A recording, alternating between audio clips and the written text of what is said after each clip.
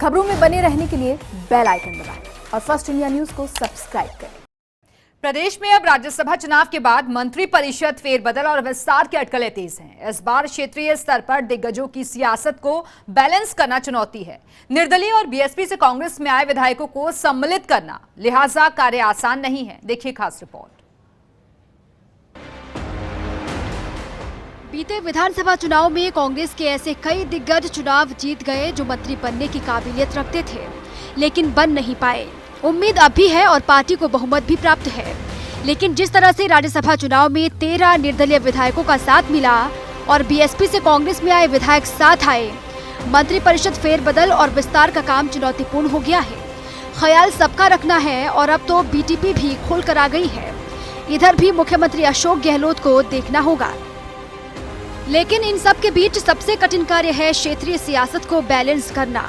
अभी भी कुछ जिलों से मंत्री परिषद में प्रतिनिधित्व ना के बराबर और कुछ दिग्गजों ने चिंता की लकीरें पैदा कर रखी हैं। यहाँ किसको बनाएं और किसको हटाएं, ये बड़ी माथापच्ची रहेगी। इसी के तहत सीकर जिले की सियासी गणित बेहद पेचीदा है। दीपेंद्र सिंह शेखावत, राजेंद्र पारिक, परसराम मोरदिया जैसे दिग्गज विधायक तो बने, लेकिन मंत्री नहीं बन पाए थे।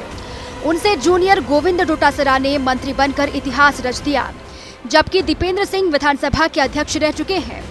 राजेंद्र पारिक भी पिछली गहलोत सरकार में मंत्री रह चुके हैं।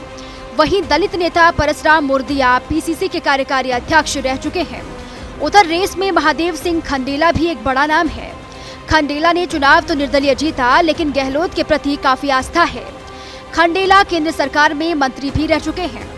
वहीं सीकर में जाट सियासत को भी बैलेंस रखना बहुत जरूरी होगा। किसी भी एक दिग्गज को मंत्री बनाना और एक को छोड़ना मुश्किल कार्य होगा।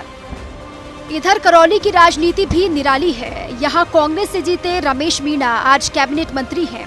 इनके तेवरों ने राज्यसभा चुनाव की सियासत हिला दी थी, लेकिन लाखन मीणा के कांग्रेस में आते ही करौली की गणित बदल गई। वहीं सपोटरा विधायक रमेश मीणा पहले से ही मंत्री हैं। उनको पायलट कैंप में माना जाता है और वो वरिष्ठ नेता हैं। मीणा वर्ग के नेता रमेश की लोकप्रियता भी है। उधर लाखन सिंह मीणा इन दिनों गहलोत कैंप में है और वो बसपा विधायक दल के नेता भी थे।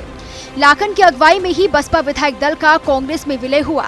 वहीं एक ही क्षेत्र से 2 मीणा मंत्री बनाए जाना शायद मुश्किल होगा। हालांकि पूर्वी राजस्थान के एक मंत्री की थ्योरी है कि सियासत में सब संभव है। इधर झुंझुनू जिले की सियासत की राह भी कम आसान नहीं है। यहाँ से अभी तक कोई गहलोत मंत्री परिषद में नहीं है और अब कतार में शुमार सभी दिग्गज हैं, जिनमें डॉक्टर जितेंद्र सिंह, ब्रजेंद्र ओला, डॉक्टर राजकुमार तीनों मंत्री रह चुके हैं। इनके समीकरण राजेंद्र सिंह गुढ़ा के कारण बिगड़ रहे हैं। गुढ़ा को एडजस्ट करना जरूरी बताया जा रहा है। बसपा से कांग्रेस में आने वाले विधायकों के गुढ़ा ही मेंटर रहे थे। वहीं रीटा चौधरी ने भी उपचुनाव जीतकर दावा ठोक दिया है और इसलिए जाट पॉलिटिक्स के कारण झुंझुनू को बैलेंस करना मुश्किल भरा रहेगा। खास बात यह है कि पिछले गहलोत राज में यहाँ के 5 विधायकों में से 3 मंत्री थे। इसी तरह प्रदेश के कुछ और भी ऐसे जिले हैं जिन्होंने कांग्रेस की अंदरूनी सियासत का जायका बिगाड़ रखा है। यहाँ की सियासत को थामकर उस पर दाव खेलना किसी से कम चुनौती नहीं है। फर्स्ट इंडिया के लिए योगेश शर्मा की रिपोर्ट।